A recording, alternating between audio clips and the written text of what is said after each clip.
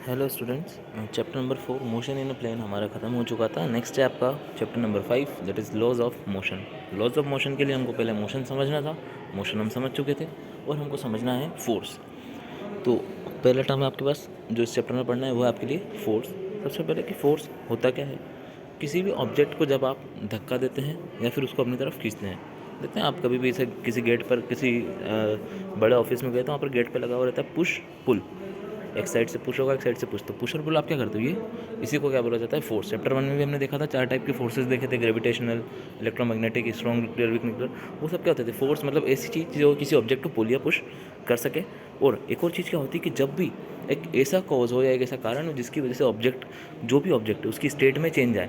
State में change आना मतलब अगर वो रेस्ट में तो मोशन में जाए, मोशन में तो रेस्ट में जाए, ठीक है। अगर इसकी स्टेट में चेंज आता है किसी कारण की वजह से, तो उस कारण को, उस कॉज को हम क्या बोलते हैं, फोर्स। फोर्स की यूनिट होती है न्यूटन, ठीक है।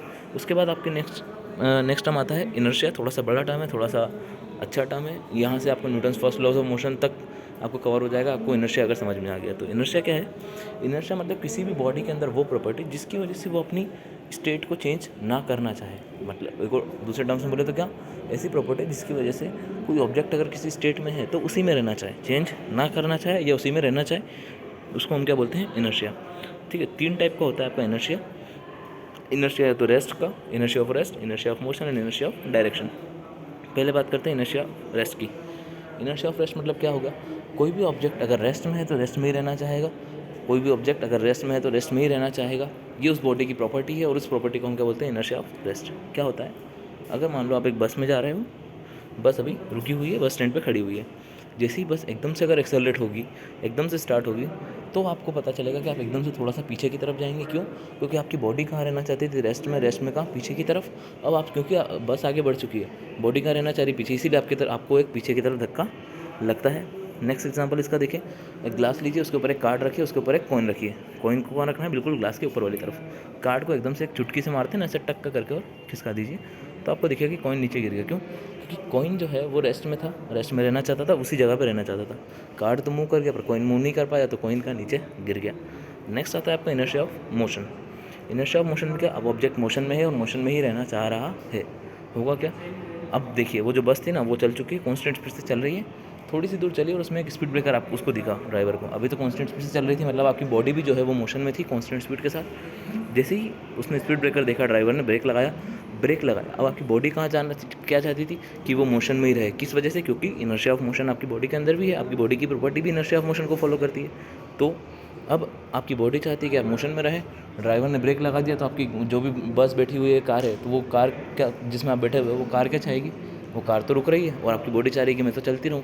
तो आप आगे की तरफ चलते रहेंगे, कार रुक जाएगी, तो इसकी वजह से क्या होगा, आप एकदम से आगे की तरफ गिर जाएंगे या आगे की तरफ आपको उसमें धक्का लगेगा। एक और एग्जांपल कि जो भी लॉन्ग जंप होती है, लॉन्ग जंप मतलब कितना लंबा आप एक पॉइंट से जंप कर सकते हो। उसके लिए क्या होता है, जो आपका एथलीट होता है वो बहुत दूर से दौड़ के आता है, बहुत दूर से दौड़ के आता है। क्यों दौड़ के आता है, ताकि वो बहुत दूर तक जंप कर पाए। अगर ज़्यादा दूर तक से दौड़ के आएगा तो उसके अंदर पहले से एक बॉडी के अंदर इनर्शिया ऑफ मोशन होगा, तो आधा तो फोर्स उसको इनर्शिया की वजह से ही लगेगा कि बॉडी तो मोशन में रहना ही चाहती थी, और एक जो उसकी खुद के दम से जितना ज़्यादा कूद पाएगा उतना कूद पाएगा। ये भी क्या हो गया आपका इनर्शिया ऑफ मोशन। नेक्स्ट होता है आपका inertia of direction. Inertia of direction के लिए क्या, अब जो बस है वो स्पीड ब्रेकर को क्रॉस करके थोड़ा सा आगे चली गई, अब उसके में आया एक राइट टर्न, है ना। अब बस को क्या लेना है, राइट टर्न लेना है, ठीक है। अगर बस को अब राइट टर्न लेना है तो बताओ क्या होगा। आपकी बॉडी क्या चाहती थी कि आप स्ट्रेट चलते रहें, अब लेकिन आप जिस बस में, जिस भी व्हीकल में बैठे, वो कहाँ जा रहा है, राइट में। बॉडी आपकी स्ट्रेट जाना चाह रही है और आप जो आपकी व्हीकल है वो राइट में जा रहा है। तो देखो, उस राइट के कंपैरिजन में आपकी बॉडी कहाँ जाना चाहिए, अब लेफ्ट में। तो इसलिए आपको एक लेफ्ट डायरेक्शन में पुश लगेगा। ये आपने देखा भी होगा कि बस जैसे टर्न लेती तो आप दूसरी साइड में आपको एक फोर्स लगता है। ये हो गया आपके लिए इनर्शिया। नेक्स्ट आता है Galileo's law of inertia. Galileo's law of inertia क्या बोलता है, तीनों इनर्शिया, जितने भी इनर्शियाज होते हैं, इन सबको कंबाइन करके उसने एक लॉ, गैलीलियोस लॉ दिया। उसने क्या बोला, उसने कि कोई भी ऑब्जेक्ट है, अगर वो रेस्ट में है तो रेस्ट में रहेगा, मोशन में है तो मोशन में रहेगा। अगर यूनिफॉर्म वेलोसिटी से मूव कर रहा है तो यूनिफॉर्म वेलोसिटी से मूव करेगा। कब तक, जब तक कि उस पर कोई एक्सटर्नल फोर्स अप्लाई ना किया जाए। जब तक उस पर फोर्स अप्लाई नहीं करेंगे बाहर से कोई, तब तक वो उसकी स्टेट में ही रहेगा। यही लॉ को न्यूटन ने थोड़ा सा मॉडिफाई करके बोल दिया और बोला कि ये Newton's first law of motion हो गया। तो आज हमने क्या पढ़ लिया, गैलीलियोस लॉ ऑफ इनर्शिया पढ़ा, उसके बाद सेम जो गैलीलियोस लॉ ऑफ इनर्शिया है उसी का थोड़ा सा मॉडिफिकेशन क्या है, Newton's law first law of motion, ये भी स्टेटमेंट पूरा सेम ही है, ठीक है। नेक्स्ट आता है आपके पास नेक्स्ट टर्म है, तो first law of Newton's first law of motion हो गया, 3 लॉ हमको पढ़ने हैं पूरे चैप्टर में। फर्स्ट लॉ हमने क्या पढ़ लिया, लॉ ऑफ इनर्शिया जो होता है वही क्या होता है, Newton's first law of motion, जिसके हिसाब से क्या कोई ऑब्जेक्ट रेस्ट में अपनी स्टेट को चेंज नहीं करेगा जब तक उसकी ऊपर कोई भी एक्सटर्नल फोर्स ना अप्लाई किया जाए। नेक्स्ट आपको टर्म पढ़नी है मोमेंटम, ठीक है।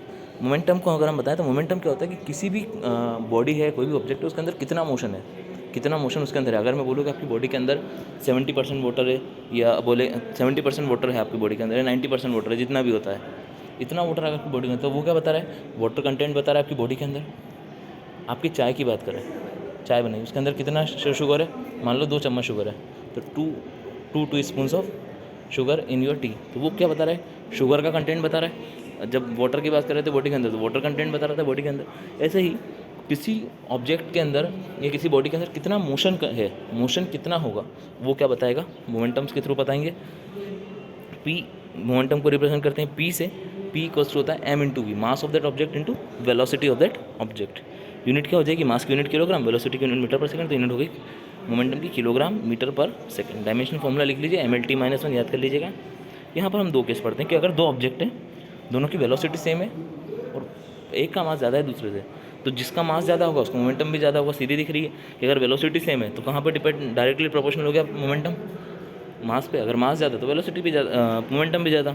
नेक्स्ट अगर हम बात करें, अगर मोमेंटम सेम कर दिया मैंने तो क्या होगा, मोमेंटम सेम कर दिया और दोनों का मास जो है वो एक का बड़ा है और एक का छोटा है, तो जिसका मास ज़्यादा होगा उसकी वेलोसिटी कम होगी, तभी तो एम इंटू वी का प्रोडक्ट सेम रहेगा ना दोनों का। मोमेंटम सेम है means M into V same है, तो अगर मास ज़्यादा है तो वेलोसिटी को कम होना पड़ेगा, और मास कम है तो वेलोसिटी को ज़्यादा होना पड़ेगा। ये हमने आज की सारी टर्म्स देखी। सबसे पहले फोर्स देखा, इनर्शिया देखा, इनर्शिया के टाइप्स, उसके बेसिस पे हमने देखा गैलीलियोस लॉ ऑफ इनर्शिया या फिर फर्स्ट लॉ ऑफ मोशन, और हमने देखा कि मोमेंटम क्या होता है। नेक्स्ट हम देखेंगे Newton second law of motion, और उसमें इम्पल्स और बाकी सारी चीज़ें जो भी उससे रिलेटेड रहेगी वो उसमें देखेंगे। तब तक के लिए God bless you, thank you so much.